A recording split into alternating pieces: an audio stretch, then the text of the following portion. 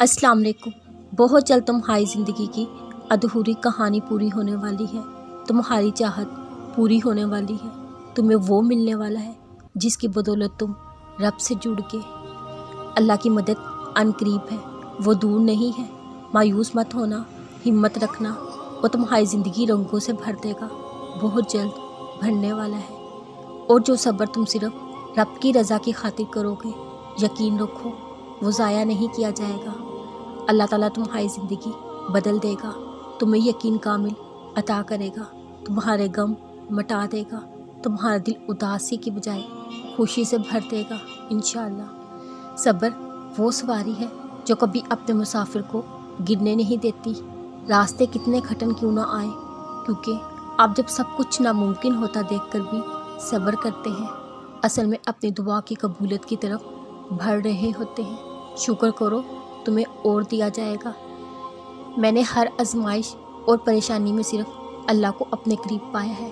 कितना रहीम है ना वो, हम खुशी में से याद ही नहीं करते, लेकिन वो हमारे गम में हमें याद रखता है। हम उसकी जितनी भी नाफरमानी क्यों ना कर लें, वो फिर भी हमारे साथ है। अगर तौबा किए बगैर वो इतना रहीम है तो सोचो तौबा करने के बाद कितना करीम होगा। बेशक वो दो जहानों का सरदार है, हमें हर हाल में उसी की तरफ लौटना है। फिर ऐसे अमाल के साथ क्यों ना जाए कि वो हमसे खुश हो जाए। सुनो, अगर तकलीफ़ें हर बार तुम्हारे रास्ते में खड़ी हो जाती हैं तो याद रखो अल्लाह को तुम्हारा उसके करीब जाना और मांगना बेहद पसंद है। अगर अल्लाह ने इंसानों को सिर्फ इबादत के लिए पैदा किया होता तो फरिश्ते काफ़ी थे। अगर महज खाने पीने के लिए बनाया होता तो जानवर काफ़ी थे।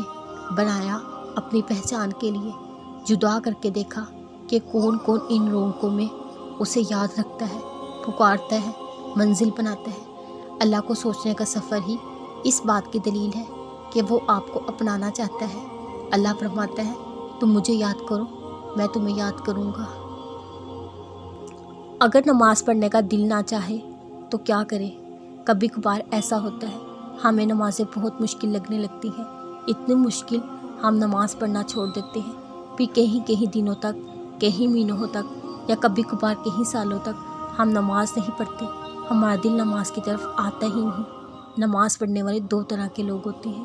पहले वो लोग होते हैं जो इसलिए नमाज़ पढ़ते हैं ताकि वो नमाज के बाद बेहतर महसूस कर सके।